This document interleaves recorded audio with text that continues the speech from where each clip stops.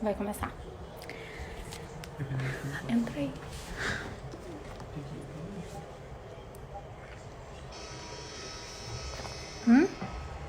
Se tu começar a falar alto.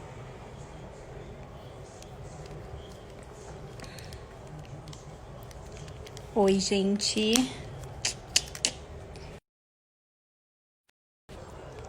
A Paty tá entrando. A gente tá aprendendo a fazer live à distância. Tudo bom? Kátia, Gabriela. Oi, Paty. Hello! Vem aqui pro quartinho da Júlia, que ela tá dormindo na sala. Deixar o pessoal entrar. Domingo, eu tava olhando a previsão do tempo ontem. Ele tava dizendo, ai, vai estar um dia super feio. E nananã. Olha isso. Peraí, como é que vira a Não, tá câmera? uma maravilha. Tá lindo o dia. Tem Uhum. nuvem, tem, Tem mas nuvem. olha lá. Olha, parece céu de pintura. Coisa boa. Melhor ver a paisagem do que a minha cara, né, gente? Aqui tá sol também. Olá! Peraí que eu vou mostrar também. Não sei nem se eu consigo fazer isso, mas... Nós duas e a tecnologia, tá difícil. Peraí. Ai, olha que legal. Eu aprendi que dá pra abanar pra vocês, gente. Oi, Tamara! O Bernardo. Oi, Eduardo, Franciel, Mariana. Olha que legal. Enfim, hoje é o dia de Vitória. O dia de Vitória tá assim, gente. E a temperatura, oi, Rúbia. Eu vou ficar dando oi pra todo mundo. Bom, gente. Foi pra Ai, Mia. oi pra Mia, meu Deus. Eu pude ver a Mia outro dia, graças. Finalmente as coisas estão aliviando. Daqui um pouco a Júlia vai tomar as vacinas dela e nós já vamos pra rua, saracotear. Tá certo. Então, gente, eu e a Paty, a gente estava conversando.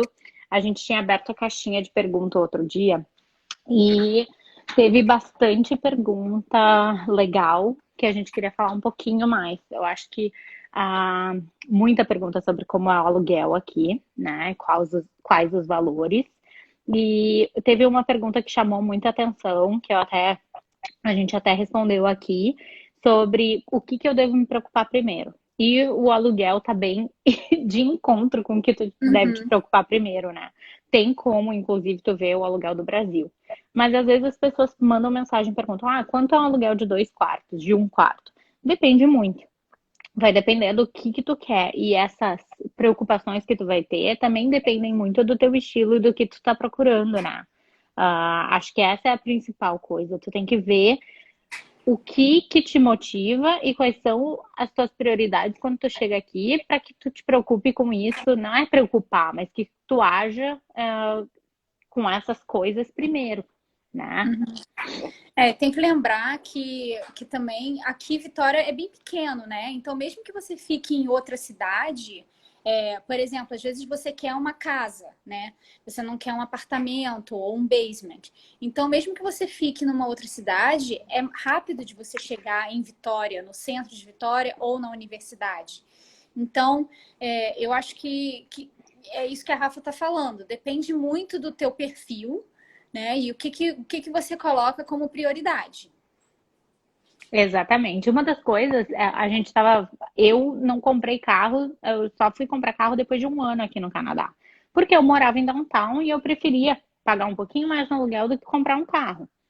Mas daqui a um pouco tu paga um pouco menos no aluguel, mora longe, compra um carro e vai sair o mesmo preço ou até mais barato de repente, né? Uhum. Então depende. Às vezes a gente pensa, não vou comprar carro, mas e não posso morar longe por causa disso e porque carro é caro. Não, não é, né? É, A Paty teve que comprar o carro rapidinho, né? Rapidinho não, é. mas Na verdade, eu fiquei 7 meses, né? Que eu trabalhava no. Eu moro em downtown e trabalhava no shopping em downtown também.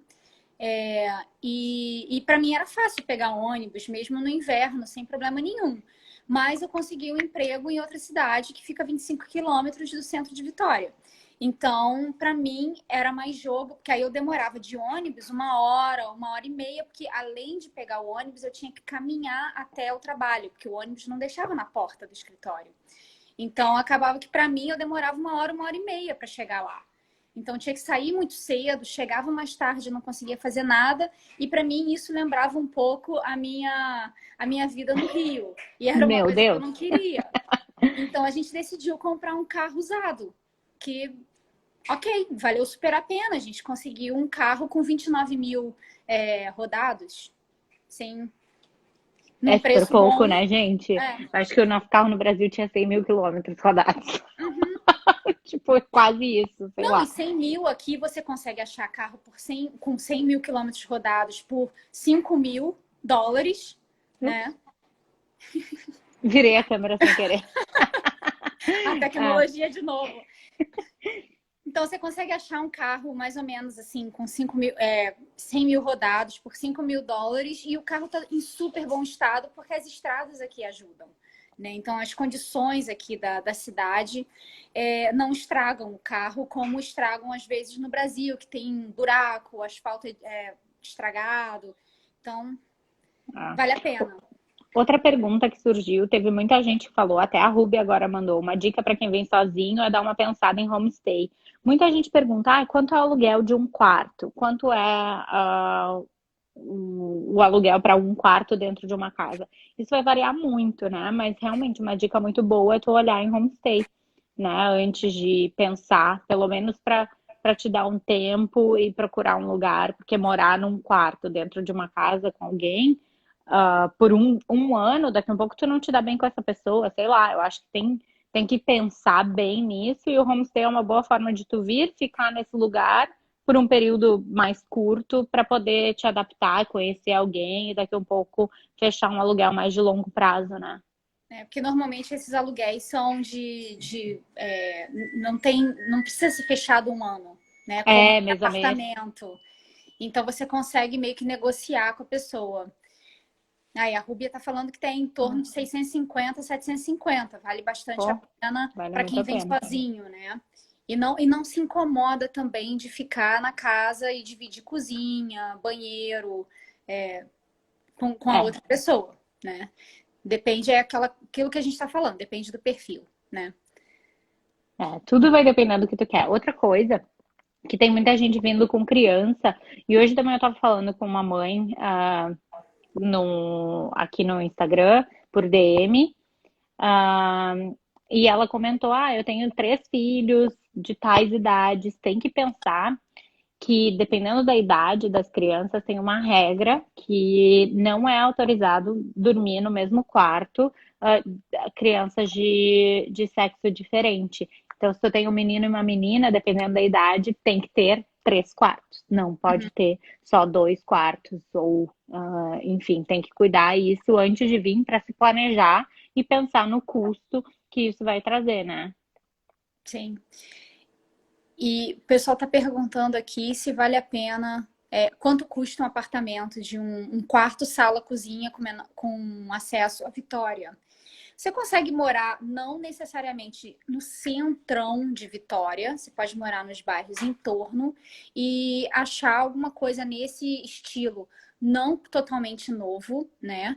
Eles são um pouquinho mais outdated, mas você consegue achar em torno de 1.980, 1.200. É um preço mais ou menos que vocês têm que considerar. É. Aqui tem outra pergunta da Laurinha. Vale a pena morar longe, mesmo com filho pequeno? Vou para estudar em Uvik e estou nesse impasse. Morar bem, mas morar longe ou pegar um lugar menor e morar mais perto? Eu acho, dependendo do bairro, claro, vai depender muito, mas morar longe com um filho pequeno talvez seja um pouquinho melhor até, porque tu vai poder ir pra rua para brincar aqui em downtown. Daqui a um pouco não é bem o lugar que tu vai deixar a criança na rua, né? Então, dependendo, vale mais a pena morar um pouquinho mais afastado. Mas perto da Uvik também, porque na Uvik tem vários bairros bem residenciais, né? É bom lembrar que todos os bairros sempre têm um parque, uma pracinha, alguma coisa próxima. Então não é super problemático você morar mesmo no centro da cidade, Verdade. né? Então você consegue ter contato com áreas de lazer, porém você não vai deixar o teu filho sozinho, né, brincando na rua com as outras crianças. Então é um negócio mais, tem que ver que tem mais trânsito, então é tudo levar em consideração, né? Mas Depende de onde tu vai áreas tem. trabalhar, se vai trabalhar, né? Uhum. Tudo vai depender do que tu tá buscando. E, de novo, voltando lá ao que a gente estava falando, até a Paula comentou aqui também, depende da necessidade de cada família. Então, tem que ver e adaptar onde tu vai morar. Ó, o Carlos aí, daqui um pouco ele entra. Um pouco eu saio, ele entra, não sei como a gente faz. Vou fazer. A gente ajeita. Uhum. Cheguei agora, desculpa te responder, o aluguel de 2 bedrooms com um Mais cachorro pet. perto da Yuvik. É. Bem, Vamos conversar. vamos conversar. Com pet é um pouco mais complexo, né? Você acha sim, hoje já tá, eles estão abrindo mais para ter pet em alguns apartamentos. Tem apartamentos novos também que eles agora já aceitam pet. Porém, você tem o teu depósito de damage. Normalmente você tem que pagar, né, metade do aluguel como teu depósito inicial para alugar o apartamento. Com pet, você paga um valor a mais. Então, normalmente, $200. Cada um tem um, né? Eu, no meu caso aqui, eu paguei 200 para o pet damage. Que caso o pet faça algum estrago no teu apartamento, eles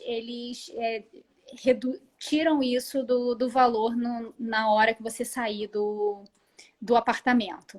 Se ficar tudo certo, eles te devolvem esse valor. Tem alguns, vai depender muito do prédio também. Aqui no meu prédio, eles cobram por pet. Então, tu pode ter mais de um de repente, porque eu vi ali que a TT perguntou com 2 gatos. Aqui eles cobram por pet. Então, tu vai pagar valor por pet, né? Então, eu não sei, agora não me lembro se é 200 ou 300 por animal. Não sei se no teu prédio é assim, Paty. Não, aqui é uma taxa só, né? Aqui tinha questão de tamanho, qual era o peso do pet, mas, bem, não é Coitada muito da minha. levada, não é muito Minha levado a gordinha. sério, que a minha tá gordinha, então a gente... Mentira. Mas você acaba achando, assim, um quarto bem localizado, em torno de 1.500, 1.600, com pet.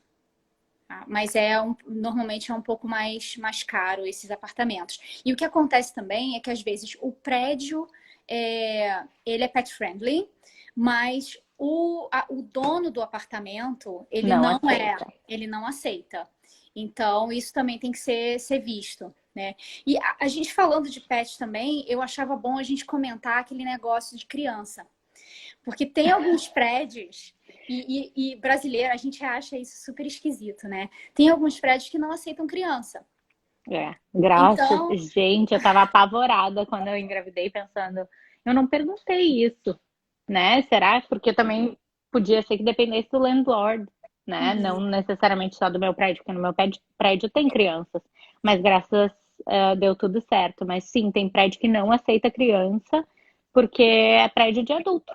sim. E eles não querem choro de criança ou barulho de criança.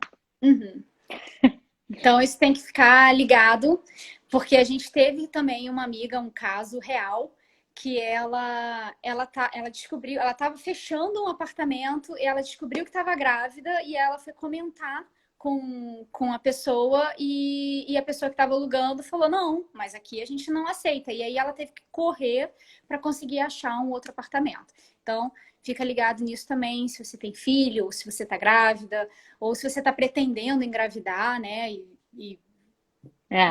Nesse período, no período do aluguel, né? Uma pergunta que surgiu sobre o transporte aqui. A Paty estava falando antes, ela inclusive trabalhou por um tempo em outra cidade. Ela não gostava, claro, de demorar o tempo que demorava para chegar, mas existe o transporte público aqui, é só ônibus. e custa $5 o passe por dia ou 85 um passe mensal. E funciona bem, né? Te leva a qualquer lugar. Talvez tenha que pegar 2 ônibus, mas funciona super bem.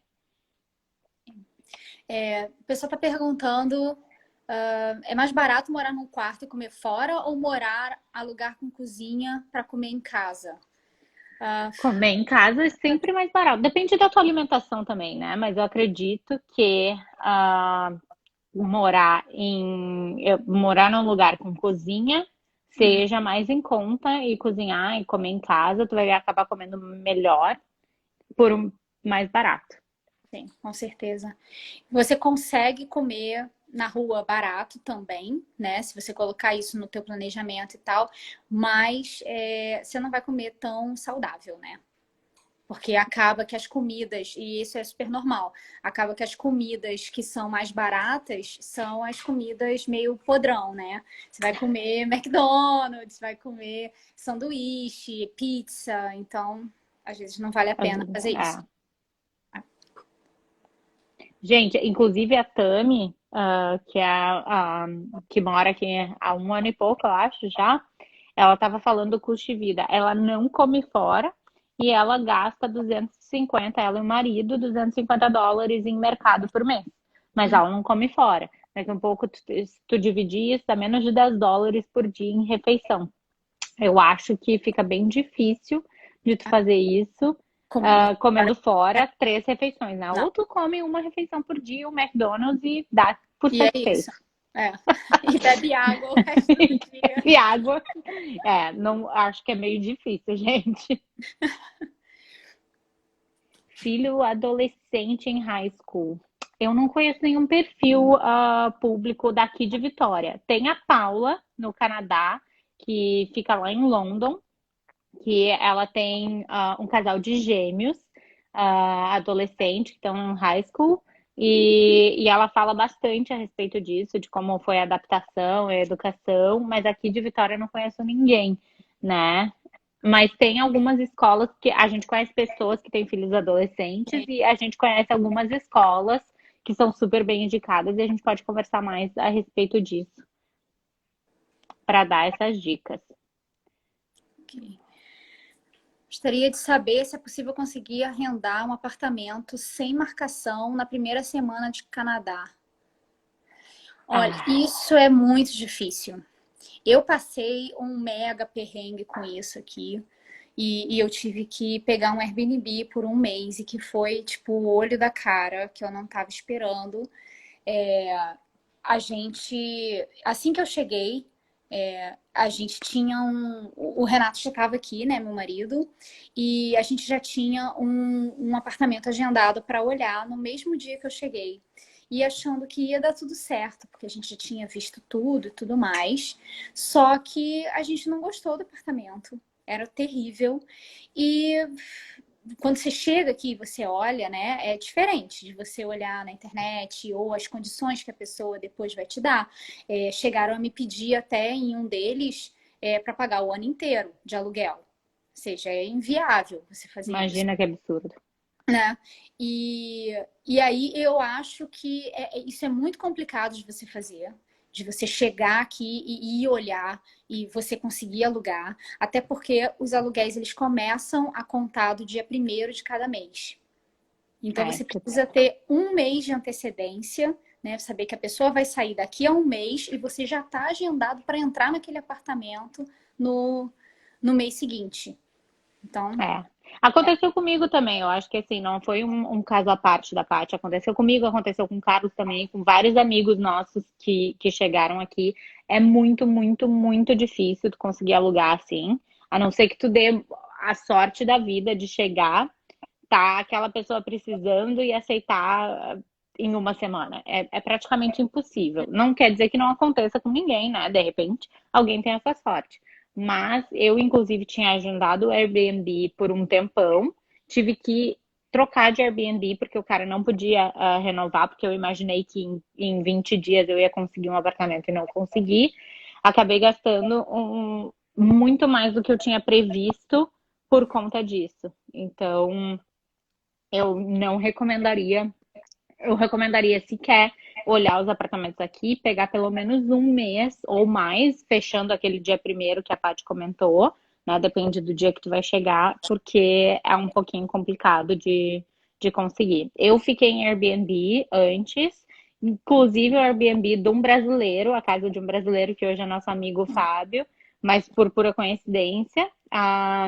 E aí fui procurando apartamento durante esse tempo e tive que ir para um outro Airbnb porque eu não consegui achar no tempo que eu tinha marcado. A Paty é a mesma coisa, né, Paty? Isso, exatamente. Eu tive que alugar, ainda mais com pet, e aí é que foi complicado da gente chegar no Airbnb. A gente conseguiu um que não foi nada barato. A gente tipo, teve que ligar para a pessoa, meio que fazer um FaceTime para ela conhecer a gente. De um dia para o outro, a gente conseguisse mudar. E a casa, ela não estava limpa, porque não deu tempo da pessoa limpar. Então, assim, você passa por várias coisas que se você tiver realmente o apartamento antes, né? Se você vê isso, resolver isso, estando no Brasil, você já chega aqui com muito mais tranquilidade, né? E sem gastar esse dinheiro desnecessário. Porque eu sei que quando a gente vem para cá, a gente vem com dinheiro contado. Né? Ah, eu tenho esse planejamento, isso daqui é para pagar a faculdade, isso daqui é para aluguel, isso daqui é para comida e vamos embora. Então, se você tem que passar por uma situação dessa, de ter que refazer teu plano de um dia para o outro, isso complica o teu planejamento, né? Então, tem como alugar aí do Brasil, né? Tem de duas formas, ou tu pode entrar em contato direto com a administradora, né? E tentar alugar direto. Ou também a gente pode te ajudar com isso, né? Então, manda mensagem pra gente se tu estiver procurando. Mas a gente recomenda tentar alugar direto do Brasil, né? Dependendo também, se tu quer ver tu e tem disponibilidade financeira para ficar mais tempo no Airbnb, né? Depende muito de novo, depende do perfil da família, né? É difícil em qualquer lugar do Canadá conseguir apartamento. Alguém perguntou de daycare. Vai lá, Rafa, tua área. Socorro, senhora. Daycare realmente é muito difícil, né? Tem a lista de espera grande aqui. Tem muito daycare, mas tem muita criança, né? E eles geralmente só pegam a partir de 11 meses.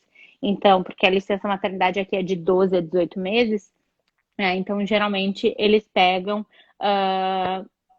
a partir de 11 meses só. E quanto mais novinha a criança, mais difícil de conseguir lugar, porque tem muita gente que pega os 18 meses, fica mais fácil de conseguir daycare, né? Mas para bebês de 11 a 18 meses é bem difícil, a lista de espera é bem grande, geralmente precisa de indicação. Eu tô em 4 waitlists para abril do ano que vem, que é quando a minha licença em teoria acaba. E constantemente estou tentando falar com eles, né? Uma delas foi indicação, então eu estou torcendo que eu consiga entrar nela, mas é bem difícil, não é algo barato, o governo dá um apoio financeiro para conseguir, mas dependendo, tem muita gente que tem 2 filhos em idade de daycare que opta por não trabalhar porque acaba sendo mais barato ficar em casa do que botar as 2 crianças na creche. Então é algo que, se tem filho pequenininho, é algo que tem que realmente pensar. Vamos falar um pouquinho sobre o que as pessoas devem fazer. A gente já falou sobre aluguel, né? O que as pessoas devem fazer antes de vir para cá? Que tipo de documentação? Quais são as etapas que as pessoas têm que vencer antes de chegar aqui? Tá dormindo. O Carlos perguntou cadê ela? Gracinha! Tá dormindo. Enfim, mas desculpa, Paty, vai lá. A Júlia é muito mais importante. A graça. Poxa, Rafa, que a gente não pode fazer live junto, e aí fica nessa, né? Mas vamos lá. documentação e coisas do Brasil. Isso é muito importante, é uma coisa que a gente, se esquece de alguma coisa, tem que ter a Tati para ir para o Brasil buscar para ti. Uhum. E a gente faz esse escambo de documentação.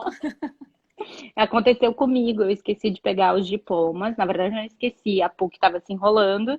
Aí, no fim das contas, só consegui o diploma depois que a gente já estava aqui, né? O fechadinho para fazer a equivalência. Uhum. E aí a Tati casualmente estava indo no Brasil, meu pai foi lá entregar para ela. Sim.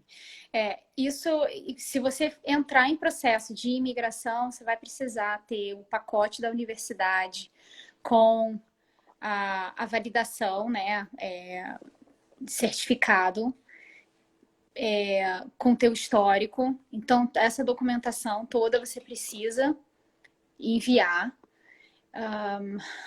Que mais? Deixa uma procuração para a pessoa no Brasil. Se você tiver ainda conta de banco, coisas para serem resolvidas, é importante você ter esse tipo de documento. Que mais que a gente precisa resolver? Tirar foto de todos os documentos, eu diria, muito importante. O Canadá, até pelo menos antes, né? Não sei como é que tá agora, ele dá visto, o visto termina junto com o teu passaporte. Mesmo que tu tenha um visto de 2 anos, se o teu passaporte vence em 1 ano e meio, o teu visto vai ser válido por 1 ano e meio. Então, tu vai ter que renovar o visto, né? Então, dependendo de quando vence teu passaporte, vale a pena renovar ele e ficar com um passaporte de 10 anos, né? E que daí tu não precisa fazer renovação de visto e tal. E não precisa renovar teu passaporte depois que tu tá aqui. Que é menos uma função para deixar para fazer aqui, né? Uma coisa legal que o Carlos está falando também, faz um check-up geral no médico, né? Já que se você tiver plano no Brasil ou se você já tem os teus médicos todos, já vem com tudo direitinho antes de chegar aqui.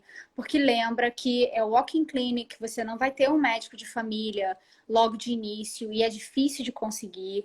Então, eles vão tratar na walk-in clinic um problema de cada vez. Então, não adianta chegar lá com uma lista e falar, eu tô com dor no ouvido, dor no pé e Não dor rola. de cabeça, porque ele só vai resolver uma coisa de cada vez.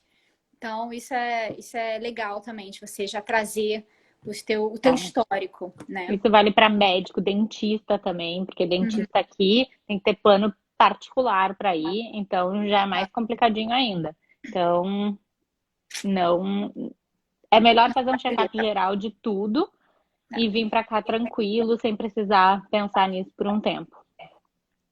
Isso aí. Eu trouxe os meus exames, sim, TT. Na verdade, a minha condição médica é diferente, né? Eu tenho artrite reumatoide e eu vim direto para e eu faço um tratamento diferente. Então, eu já do Brasil, eu vi quem seguia o protocolo que eu uso, né, de tratamento aqui no Canadá. E eu vi que tinha uma médica em Vancouver. Então, eu vim já direto, nas primeiras semanas que eu estava aqui, eu já fui nela e já trouxe todo o meu histórico de exames e eles entendem, tipo, algumas coisas você não precisa traduzir nem nada, sabe? Alguns termos são bem parecidos, assim. Eu ia te perguntar. Então dá para eles entenderem e, obviamente, né? Você dá uma estudada antes nos exames e para poder tirar qualquer dúvida do médico, mas foi super útil eu trazer os exames, sim. Porém, eles vão te passar os exames que eles acham que é importante você fazer aqui. Eu tenho hipotireoidismo e também eu trouxe meu último exame, trouxe o remédio, eu trouxe o remédio por um tempo que eu tomava, mas não conseguia trazer por muito, né? E aí, quando eu fui no médico pedir, ela disse, não tem problema, se tu toma esse há bastante tempo, eu vou te dar uma prescrição para esse, porque estava acabando, mas faz o exame para a gente ver se continua regulado e se tu tem que continuar tomando essa... eu ia falar dosagem, metragem, né? dosagem. Então, assim, tragam Principalmente se tu tem alguma coisa. Eu acho que se tu fez um check-up e deu tudo certo, não precisa trazer, né? Uhum. Mas de repente tira foto e salva, não custa Entendi. nada, né? É. E outra coisa, o remédio aqui também ele é controlado, né? Você não simplesmente chega lá, ele nem em alguns médicos eles mandam direto Pra para a farmácia. farmácia. Então você nem tem contato com o pedido, né, de remédio. E minha mãe, acabei de lembrar que eu mandei tuas pomadas. Pois é. Uma coisa também, além de ser controlado, eu trouxe, porque há 5 anos atrás, podia trazer as receitas do médico brasileiro. Hoje em dia, tipo, há 4 anos atrás já não podia mais. Então, não adianta trazer receita de remédio do Brasil, que eles não aceitam aqui. Tu tem que ir num médico canadense para que ele possa, te receitar o remédio que tu precisa tomar. Exatamente. Ginecologista, como são as consultas para preventivos e exames de mama? Então, eu fiz agora com a minha médica os exames todos, né, que precisava fazer. Eles geralmente não fazem o preventivo anualmente ou de 6 em 6 meses, como faz no Brasil. Se eu não me engano, aqui é de A 3 em 3 anos. 2 a 3 E anos, né? é, mas eu já ouvi dizer, eu não fui ainda, que tem em Vitória um local que se tu quer fazer exame de mama, por exemplo, ou Papa Nicolau, que tu pode ir nesse local e pedir para fazer e eles fazem on demand. Claro que não vai todo mês, né? Eles devem ter esse controle, mas que tu pode fazer isso sim. Isso. Para aplicar para o BCPNP no futuro, basta o diploma da faculdade traduzido ou precisa do histórico escolar também?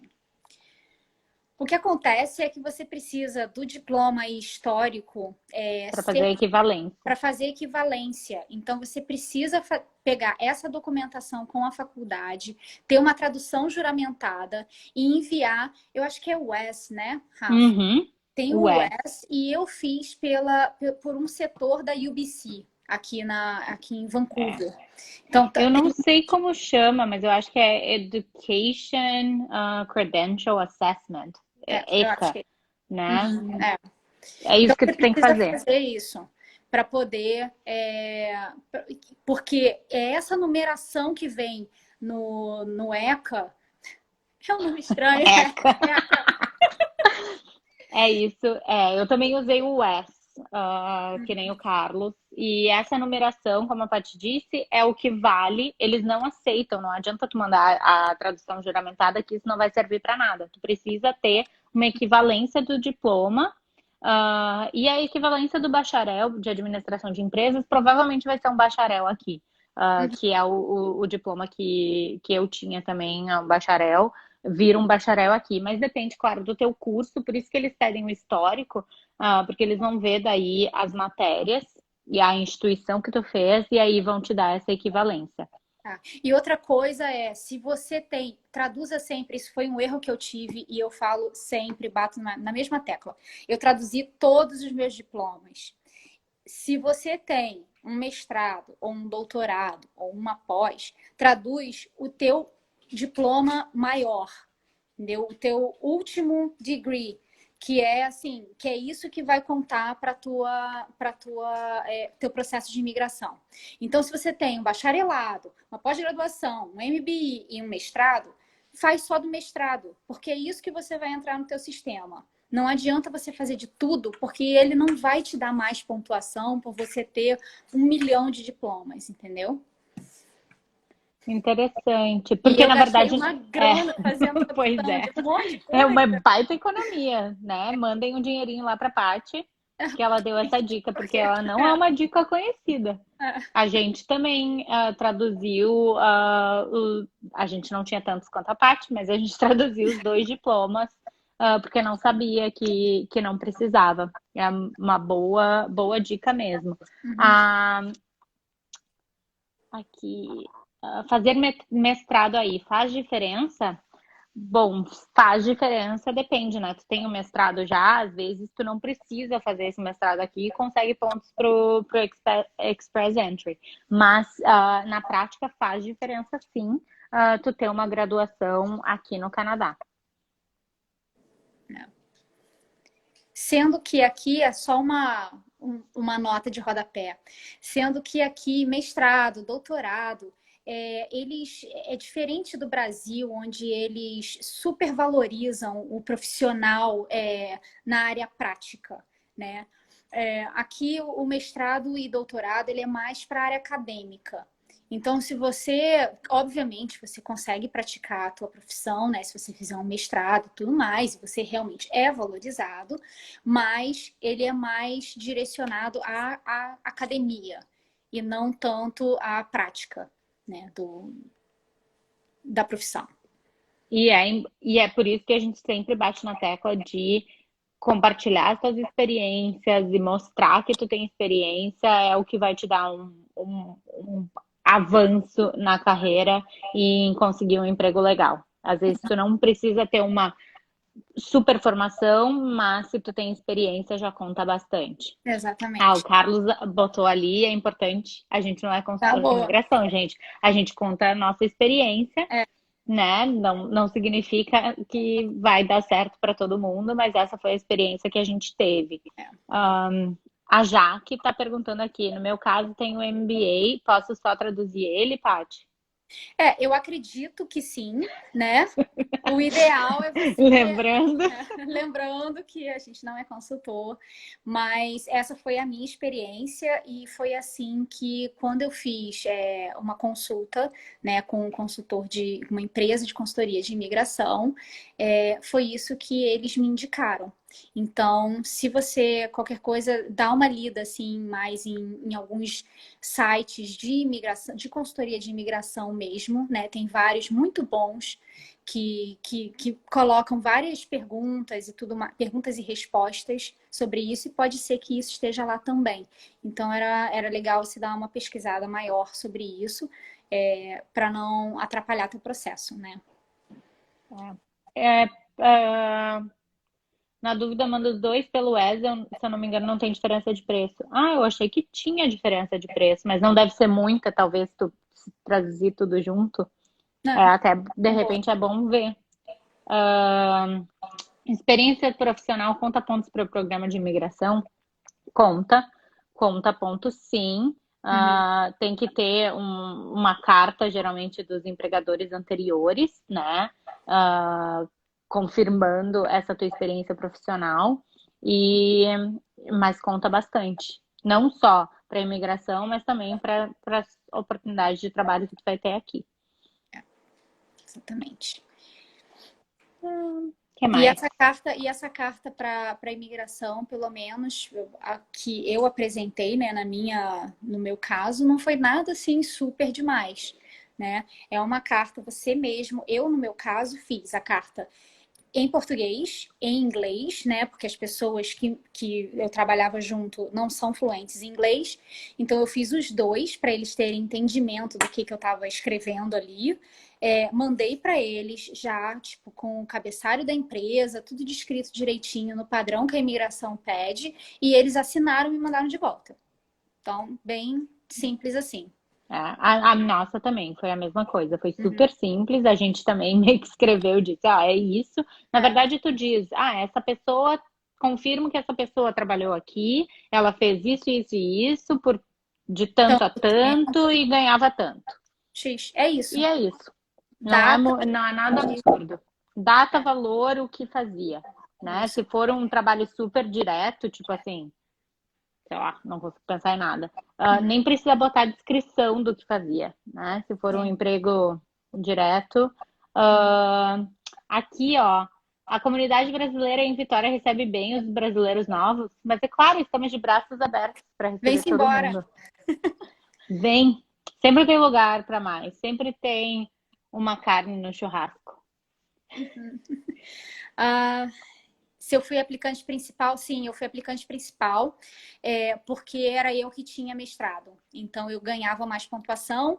E além disso, como eu estava trabalhando aqui e estava, tipo, com a chance, né, de chegar a 1 ano de trabalho, acabou que eu ganhava bônus, né, por esse 1 ano, e aí a gente conseguia pontuação para o Express Entry. No meu caso, foi o meu marido, que foi o principal, pelo mesmo motivo da Paty. Fechou 1 ano de trabalho e aí isso jump os pontos absurdamente. Uhum. A gente pode mandar o padrão que a gente usou. Na época, Sim. eu não sei se A tem em gente algum vai lugar, na botar, verdade. a gente vai botar, assim como a gente tem um material sobre currículo, a gente consegue A botar gente isso consegue também. botar lá. Que o que Boa. foi, não coloquem isso, como a gente vai botar bem grande lá, que a gente Não. não é consultor de imigração, porém, foi isso que a gente fez e aí é uma forma de ajudar vocês. Verdade. O que mais que a gente precisa? Eu quero Passaporte, esse da então. Bahia, só uma observação, por favor. Quitutes aqui da Bahia. Ai, gente, me lembrei que eu fui a Salvador há 1820 anos atrás e tinha uma padariazinha tão gostosa perto de onde eu tava ficando. Ai, Que o Brasil é fome. muito bom, né, de comida. Muito bom. Ó, o Mauro falando que já tá usando o currículo e a cover letter. Yay, que legal. O que Que vocês já legal. conseguirem usar de material, né, que a gente vai botando para chegar aqui, o teu processo vai ser muito mais rápido, né? O Augusto mandou aqui uma pergunta, mas só diz vocês conhecem. Não finalizou a pergunta. Continua a pergunta aí, Augusto. Não sabemos o que a gente conhece ou não. Então, checklist: passaporte, todos os documentos escaneados, salvar todos esses documentos, fazer check-up no médico e no dentista. Procuração. A Paty falou procuração, muito importante. Fechar conta em banco desnecessária, de repente ficar só com uma conta em banco, Junta né? tudo numa só. Tenta reduzir tua vida no Brasil, né? Tenta simplificar as coisas. Então, a pergunta do Augusto é: vocês conhecem brasileiros que atuam na área de fisioterapia aí na província de vocês? Eu tô rindo, Augusto, porque a gente tem muito amigo brasileiro Na área de na área de fisioterapia. 3 que eu consigo pensar imediatamente. Então, conhecemos sim. Eu não sei se eles topariam fazer uma live, de repente, será? Não sei. Mas a gente pode pedir e ver se eles topariam ou fazer uma live ou mandar perguntas e respostas para eles. Vamos fazer, vamos dar um jeito nisso. A gente vai falar com eles. Cópia de título de eleitor e carteira de reservista. Boa. Porque os reservistas parece que é uma moda dos homens esquecerem, né? O Renato esqueceu, eu tive que trazer por outros meios. Olha, que confusão isso.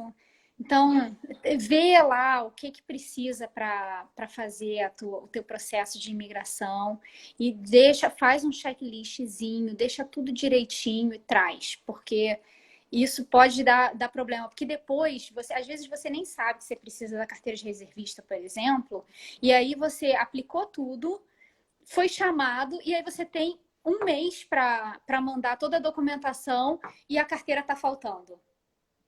E aí, como é que você faz? Né?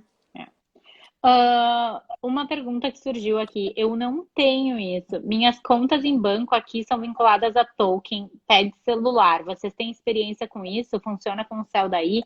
Porque, ai meu Deus, virei a câmera de novo. O meu token funcionava num aplicativo do banco e funcionou bem. Não era com um número de telefone. Daí funcionou, era do Itaú. Não sei se tu tem experiência com isso, Tati. Eu tenho... Desculpa. Eu tenho 2 contas no Brasil. Uma é o Itaú, eu consigo usar direto no app no celular. Então, ele gera um token automático no celular. E é com ele que eu consigo fazer as minhas transações que eu preciso. Eu tenho conta no Santander também. E lá ele só tem o token pela conta de celular. Então, como a minha conta é conjunta com meu pai, Se eu preciso fazer alguma coisa, ele vai enviar o código para o meu pai, mas assim, é mão a mão, né? Porque aí você tem que estar com o teu Ai, pai que função. conectado, com o negócio aberto para fazer a transação, então eu normalmente não uso. Mas eu não sei se vocês tiverem alguma outra informação em relação a isso. Eu acho o Itaú tranquilo de fazer as coisas que eu preciso fazer. Ah, o Itaú também, para mim, foi tranquilo. Carteira de trabalho, como aqui no Brasil, não tem carteira de trabalho. Aqui tu tem um SIN number, que é tipo o CPF. Na verdade, não é SIN number, é SIN só, porque o N é de number. O NGF. Ah, mas tu tem esse número e aí tu não precisa mostrar carteira de trabalho, é tudo virtual. Fica lá registrado no governo que tu trabalhou. Tu precisa desse número para trabalhar, que é como se fosse a tua autorização para trabalhar, mas tu não precisa de um papel físico. Não funciona assim. Ainda vou Obrigada, falar Augusto. outra Falou que coisa. está curtindo a gente, que começou a seguir recentemente. Muito Legal. obrigada. Outra coisa que eu vou falar sobre trabalho é que eu achei estranho aqui, porque eu não tive contrato. Eu tive uma oferta de emprego, eles mandaram por e-mail, eu assinei. Na verdade, assim, eu saí da minha segunda entrevista, estava no ônibus, ele já mandou para o meu e-mail a oferta. Eu assinei ela e mandei, estava tudo certo. Ou seja, não tenho contrato falando nada, sabe? De O teu tanto contrato é a oferta, tempo, né? é só oferta. Então, isso às vezes é diferente do Brasil, que você fala assim, poxa, mas eu não tenho segurança nenhuma de que esse trabalho vai ser meu de fato, ou que eu tenho um contrato com essa empresa, ou que eles vão me mandar embora, e o que, que vai acontecer. É bem mais simples Tu aqui. não tem nada disso na oferta? Eu tenho Só só que uma tu é full oferta time. falando que eu sou full Ah, time, e é tá, isso, tá. simplesmente. No meu emprego veio a oferta e daí a lista de coisas na oferta já, tipo o salário, as horas esperadas, que o full time é de 30 a 40 horas, sei lá, blá blá blá. Uhum. Mas é só isso. É uma descriçãozinha, né? Simplesmente. Ó, o Renato tá dizendo que tá mentindo, Paty, que ele não esqueceu de nada, que ele deixou de propósito para ter desculpa para voltar. Nojento, né, cara? Carteira de motorista, É, carta do seguro, o que mais quanto em a relação ao carro? carro. Essa é uma boa, Mariana. Tem uma carta do seguro pelo menos aqui em BC, né? O ICBC, ele tem um padrãozinho lá da carta de seguro que você pode fazer.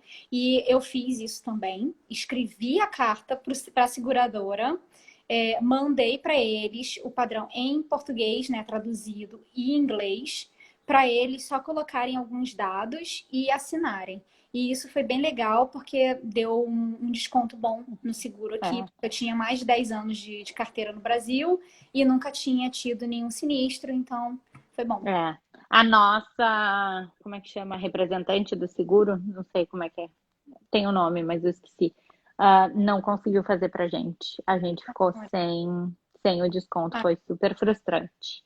Ah, empregabilidade para os alunos e quais os empregos mais frequentes para os alunos? Tem bastante emprego part-time, geralmente são empregos no comércio, né? Então, ou então em restaurantes, né? Tem bastante emprego, assim, de server ou de assistente de vendas em loja. Tem hum. bastante oportunidade aí de part-time. E Pelo além menos disso, tem o pré-Covid, mas co-op. acredito que logo vai voltar. E tem o co-op, mas aí tu tem que fazer pela faculdade, né? E é um visto Exato. diferente. Uhum.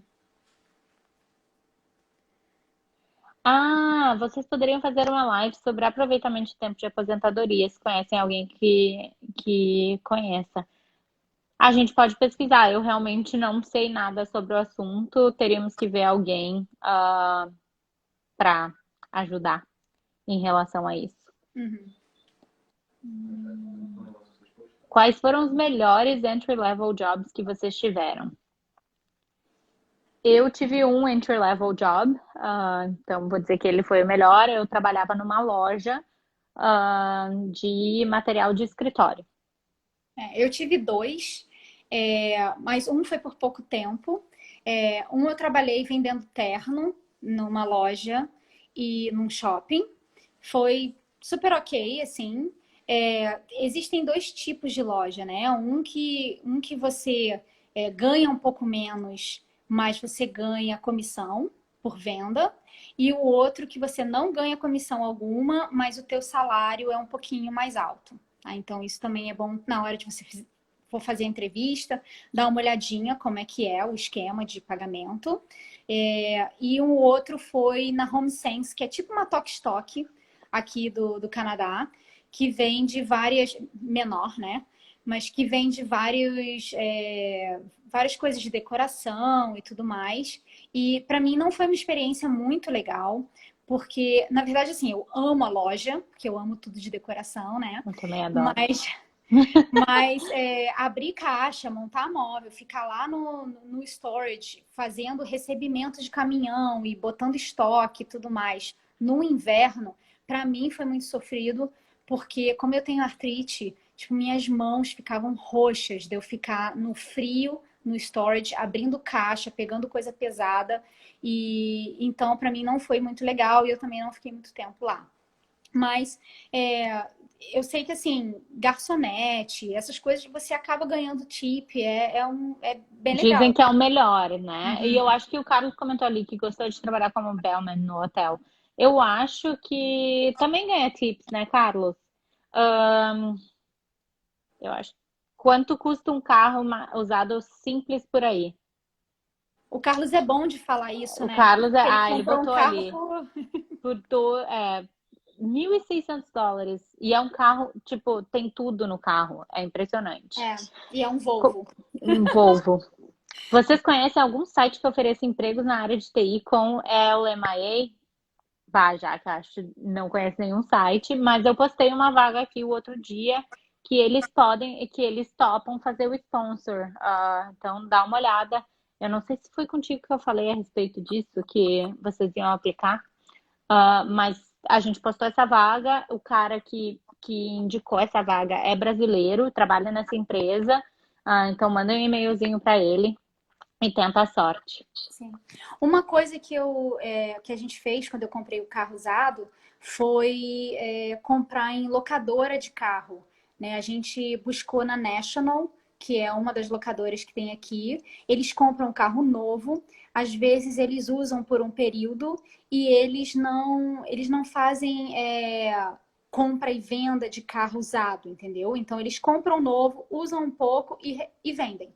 E acabou. Então, às vezes, os carros estão bem novos, assim, e eles querem renovar a frota e eles vendem o carro. Então, às vezes, vale a pena dar uma olhadinha nessas locadoras também, que tem uns carros legais. Boa. Aí, Tem Rafa, salão não de tá falando de cabeleireiro? salão. É, tem salão de cabeleireiro aqui. Uma coisa engraçada, não sei, né? No Brasil, geralmente tu vai no salão e aí tu faz a unha, tu faz o cabelo, tu faz a depilação, tudo no mesmo lugar, né? Aqui eles têm, tipo, segmentado. Tu faz a unha nesse lugar, tu faz a depilação nesse lugar, tu faz o cabelo nesse lugar. Então é, tipo, tudo separadinho. Mas tem bastante salão de beleza em geral, tanto de unha, de cabelo, quanto de depilação aqui. É um pouco salgado o preço, mas tem bastante. Uhum, sim. Ah, acho que é isso. Falando sobre alugar o quarto aqui, a gente estava falando no início da live. A Ruby até deu uma dica boa de quem vem sozinho. Às vezes vale a pena chegar e ficar em homestay por um tempo. Custa em torno de 650 a $750. Então fica a dica aí para quem vem sozinho, quarto compartilhado, vir com homestay e depois, de repente, procurar um outro lugar para tentar pagar um pouquinho menos ou para ter mais liberdade do que se tem na homestay, né? Tem bastante movimento em salão, é um mercado bem legal, né? Eu acho, na verdade, que a gente já está fechando a nossa 1 hora. Gente, a gente está pensando em fazer mais dessas lives supetão aí. Vende coxinha em Vitória, Reinaldo, sacana. Não vende coxinha aqui em Vitória. Nojento. Que nojo. Beijo, gente. Mas, ó, não vende coxinha, mas aí a gente faz pão Mas de tem queijo pão em de queijo. casa, tá bom? Beijo, gente. Gente, beijo. A Obrigada. gente se vê semana que vem. Vamos Valeu. deixar salvo.